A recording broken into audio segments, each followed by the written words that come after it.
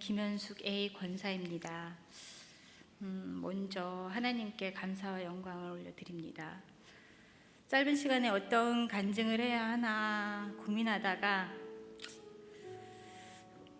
제가 우리 이곳에 와서 우리 문배기 경배기를 양육하며 함께 하시고 또 인도하신 주님을 또 간증하는 자리가 되겠구나 하는 생각이 들어서 오늘은 우리 문배기 경배기를 지금까지 지켜주시고 인도하신 그런 사연을 한번 고백해 보려고 합니다. 제가 이 중앙교회 2008년도 1월 20일에 등록을 했어요. 이곳에 올 때는 문배기가 9살이고 경배기가 7살.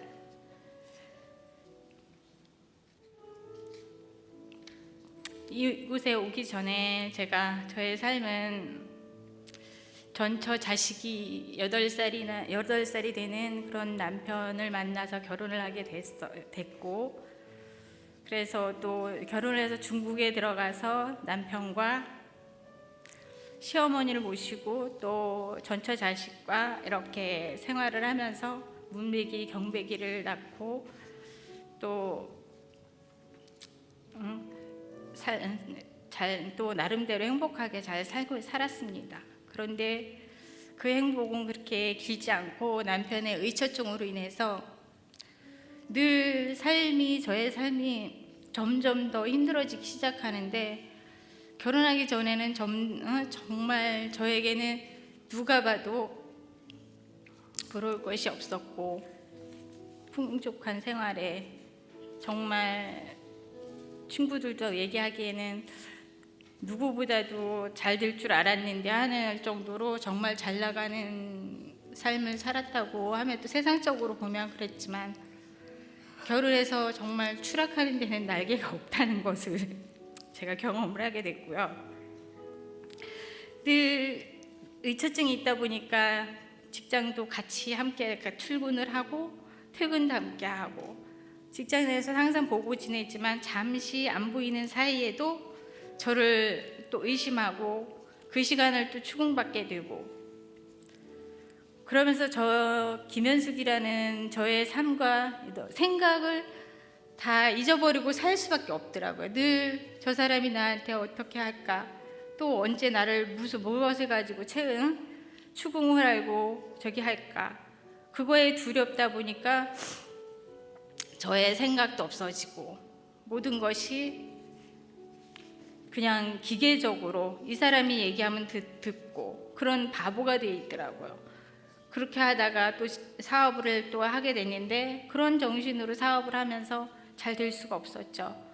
그러면서 늘 사업은 한다고 벌려놓고 여기저기 쓸데없는 일에 쫓아다니고 술 마시고 그러면서 일은 늘 제가 뒤치다거리 했어야 됐고, 그런 삶을 살다 보니까 또 경제적으로 부족해서 부모님께 손 벌리게 되고 형제들에게 손 벌리게 되고, 일을 그때그때 처리해야 되지 못해서 그런 것 때문에 늘 또 있어야 될 자리에 없어서 찾아 헤매고 다녔어요. 남편을 찾아서 밤새 어디서 잤는지 모르게 또 찾아 헤매서 그 일을 또 해결을 했어야 됐고, 그런 사업을 하다 보니까 길게 가지 못했습니다. 그럼 삶이 계속되면서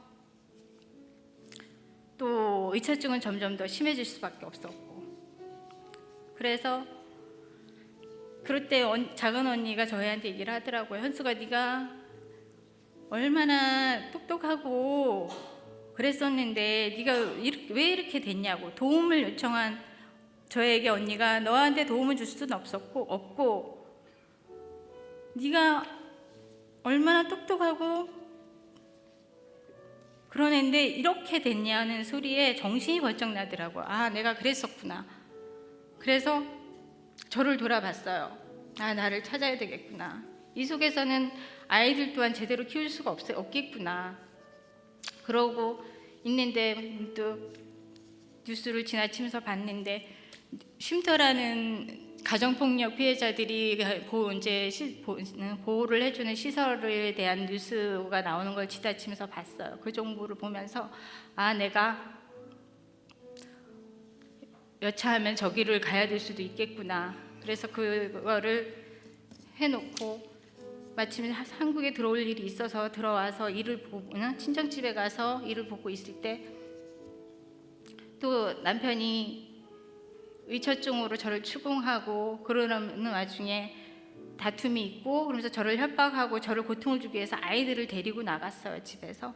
그래서 그 당시 이게 지금 떠나면 이게 마지막이 될지도 모르는데, 그래서 따라 나서니까 너는 나오면 길바닥에서 죽여버릴 거니까 오지 말라고 그러면서 저를 뿌리치고 아이들 둘만 데리고 떠났어요. 그때가 아이들이 4살, 6살.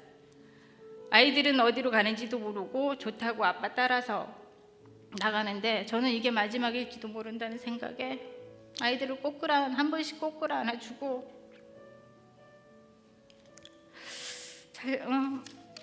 보자고 그러고서 그냥 했어요. 그런데 그날 밤에 한 번도 떨어져서 지내보지도 않은 아이들인데 걱정이 되어서 전화를 했는데 전화를 안 받았고, 그래서 밤새 고민하다가 엄마 아버지한테는 그 전날 밤에 큰아빠 집에 아이들 데리고 갔다고, 아빠가 큰아빠 보고 싶다 그래서 갔다 올 거라고 얘기를 했는데 새벽에 참 한숨도 못 자고 일어나 있는데 엄마 아버지가 도란도란 거실에서 얘기 나누시는 소리가 들리기에 내가 얘기를 들어야 되겠구나.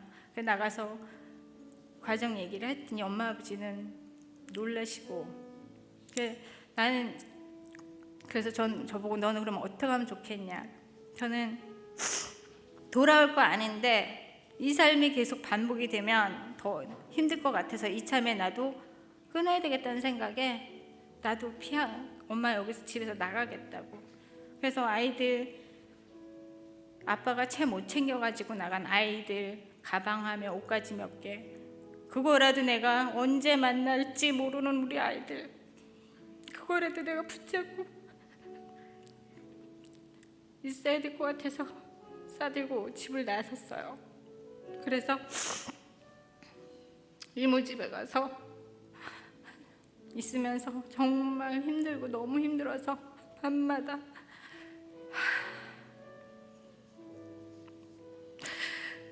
그러면서 아이들 아빠가 병을 고쳐서 살 수 있으면 살아야 되겠다. 그 병원에 정신병원이나 여기저기 다 상담을 했어요. 그러면서 여성의 전화라고 이런 가정 문제나 여러 가지 문제를 상담해 주는 곳에 전화번호도 챙겨서 답답할 때마다 상황이 이런데 어떻게 하면 좋겠냐고 때때마다 상담하면서 이렇게 해서 아이들을 고칠 수 있다는 병원 하나가 있어서 갔더니 약을 주면 이거에 먹는 데마다 타서 먹이면 괜찮을 거라는 그 말을 듣고 그거 하나 희망을 붙잡고 다시 전화를 했어요. 40일 만에 전화를 했는데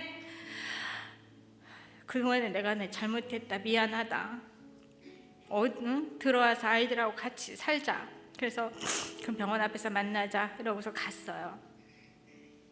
갔는데 병원 앞에서 만났는데도 결국은 안 들어가더라고요. 그래서 내가 또 잘못 생각했구나. 그리고 집으로 들어가면서 아이들을 밖으로 나와서 아이들을 만나는데 그 40일 만에 만났는데 아이들이 저를 보고 얼마나 낯설어하던지, 그 40일이 저는 사무치고 너무 힘든 시간이었는데 그 아이들은 엄마의 낯설어하는 모습 보면서 내가 지금이라도 오길 잘했구나, 이 시간 다 성장해버린 다음에 왔었으면 어땠을까. 그 아이들을 붙잡고 울면서 다시 보게 된 거에 대한 너무 감사했고, 들어가서 자면서 작은 아이 같은 경우는 자면서 엄마 젖을 만지고 자야지 되는 애였는데 그것도 서스럼없이 못하고 눈치를 보고 있고, 큰아이 작은아이 둘 다 엄마 옆에서 눈치를 보는 모습에 괜찮다고, 엄마 괜찮아, 엄마 니네 엄마 맞아 해도 돼 하니까 이 아이들이 그제서 저의 옆에서 예전의 모습으로 돌아오는 거예요. 그런 걸 보면서. 그러고 있다가 아빠는 또 중국에 다시 들어가야 돼서 들어갔는데 저보고 다시 중국으로 들어오라는 거. 그걸 가면은 제가 죽음으로 들어가는 길밖에 안 되겠다는 생각해서 죽어서 나올 수밖에 없겠구나. 중국 안에 들어가서 내가 손 쓸 것이 없는데. 그래서 안 들어간다고 했어요. 그랬더니 다 죽여버리겠다고.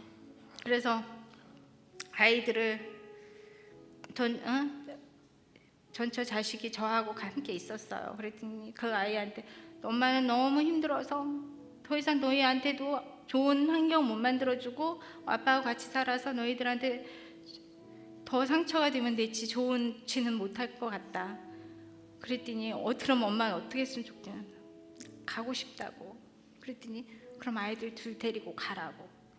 그 아이가 18살인데 8살에 만나서 18살에 그 아이가 보따리 싸서 저 배웅해 줬어요. 가서 엄마 아빠한테 잡히지 말고 동생 둘 잘 키우고 살아. 그래서 그 길로 쉼터로 들어갔습니다. 쉼터로 들어가서 그날 우리 아이들 그 안에서도 또 다 상처받은 사람들이 와서 치유받고 이런 곳이다 보니까 녹록지 않았어요. 그곳에서 정말 우리 문백이 경백이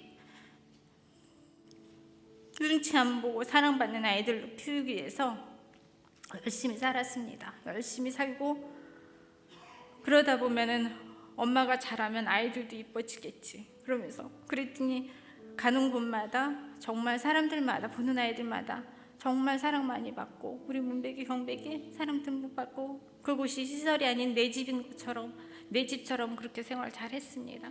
그런 가운데서 하나님을 만나서 처음에 갔던 시설이 감리교재단에서 운영하는 거기 원장님이 목사님이요 여자 목사님이었는데 그 목사님의 돌보심으로 여러 가지로 그렇게 해서 쉼터를 아빠 만나서 해결하라는 소리에 저는 다시 지금 아직 내가 정리가 안 된 상태에서 만나면 다시 들어가서 또 다시 반복된 삶을 살 것 같아서 안 만나겠다고 내 마음이 정리될 때까지는 안 만나겠다고 계속 참았습니다. 그래서 9개월씩 있을 수 있었는데 27개월을 쉼터에서 살고 정착을 해야 되는데 독립해야 되는데 어디로 해야 될까 할 때 그 주변에 목사님 쉼터 주변에 있으면 아이들 학원이며 여러 가지 다 책임져 준다고 그쪽에서 살으라고 하셨는데 거기서 돈 받고 의지하고 살다 보면 안 되겠다 싶어서 이곳으로 제가 잡았습니다. 아무 연구도 없이 와서 무조건 교회가 가까운데 우리 아이들이 우리 집 마당처럼 드나들 수 있는 곳 그런 곳으로 찾다 보니 마침 교회 뒤에 열악하지만 방독하네 화장실은 밖에 있어서 많이 불편했지만 그래도 그런 곳에 있어서 감사하게 그거에서 들어가서 우리 문백이 경백이랑 첫날 지내는데 우리 아이들이 엄마 너무 무서워 그러는 거예요. 그래서 한 번도 그런 곳에서 살아본 적이 없었기 때문에 그래서 엄마는 천막이라 하우스라도 너희들과 함께 있으면 그곳이 천국이고 너무 좋다고 괜찮아질 거야 그러면서 살았습니다. 그래서 이곳에 와보니 마침 지역아동센터라는 곳이 있어서 또 김복혜 권사님을 만나게 돼서 김복혜 권사님이 우리 아이들 중학교 과정까지 지역아동센터 선생님들을 통해서 저의 형편보다 훨씬 더 나은 여러 가지 혜택을 받으며 정말 잘 자랐습니다. 그리고 저도 이곳에 와서 옆집에 권영의 B 권사님 옆에서 살아서 늘 드나들면서 기도해주고 제가 지쳐서 힘들어서 쓰러져 있으면 기도해주고 기도실 와서 기도가 안 될 때는 엄마 언니 누워있을게 그럼 언니 그래 넌 누워있어 그러고 기도해주고 고순이 권사님이 또 구역장님으로 기도로 물질로 각자 어려운 가운데 정말 많이 섬겨주셨습니다. 그러면서 또 알파를 통해서 여러 기도해 주시는 분들을 만나게 됐고 또 샤카를 통해서 샤카를 들어가서 또 여러 기도의 동역자들을 만나게 해주셨습니다. 그래서 살면서 정말 저는 힘들고 세상 속에서 너무 당당하고 저기 살았는데 하나님 만나고 나니까 제가 아무것도 아니었어요. 아무것도 아니었고 교만하기 이를 데 없었고 자존심 강해서 부모님 앞에서 우는 것조차도 눈물 보이는 것조차도 안 했었습니다. 그랬는데 하나님 만나고 나니까 눈물이 얼마나 나는지 때때마다 눈물이 밤마다 우리 문백이 경백이 재워놓고 자는 얼굴 보면서 그 얼굴 끌어안고 온 적 불쌍해서 미안해서 부모의 잘못으로 온전한 가정 못 만들어주고 환경 주지 않고 그래서 늘 울고 기도하는 것밖에 없었습니다. 이제 그 힘으로 지금까지 왔습니다. 우리 문백이 잘 자라서 문백이가 이번에 대학교 들어갑니다. 이 자리를 빌어서 정말 알게 모르게 저를 위해서 저의 뒤에서 우리 문백이 경백이를 위해서 늘 기도해 주신 모든 분들께 감사드립니다. 하나님 안 만났으면 아마 세상 속에서 제가 날마다 힘든 모든 짐 지고 있었을 거예요. 그런데 지금 이렇게 보시면 저를 아마 이렇게 힘든 삶을 살았다는 걸 모르시는 분들이 더 많으실 거예요. 제가 그 11년 전에 여기 올 때나 지금이나 크게 변한 것은 없는데 남편이 없다는 것은 아시는 분도 계시겠지만 남편이 있고 그리고 모든 것을 다 가지고 있는 그런 풍족한 사람이라고 보시는 분들도 있으시더라고요. 그것 또한 하나님께 감사해요. 없으면 없다고 그렇게 궁핍해 보이고 그렇게 보이는 것보단 이렇게 하나님 안에서 늘 웃을 수 있고 편안하게 우리 아이들과 함께 할 수 있어서 감사합니다. 그리고 제가 지금까지 살면서 늘 감사하고 기도 감사 제목으로 낼 수 있는 내용들을 보니까 우리 아이들과 함께 하게 하시면 감사합니다. 우리 문백이 경백이 언제나 함께 할 수 있게 해주셔서 감사합니다. 그 기도 제목이 거의 80~90%였어요. 언제 어떻게 또 해줄지도 모른다는 불안감에 늘 그 기도밖에 할 수 없었습니다. 다른 사람들에게는 자녀와 함께하고 가족과 함께하는 게 당연한지 모르지만 저에게는 기도 아니면 살 수 없는 그런 삶이었습니다. 이 자리를 통해서 많은 분들께 정말 감사드리고 하나님께 영광 올려드립니다. 감사합니다.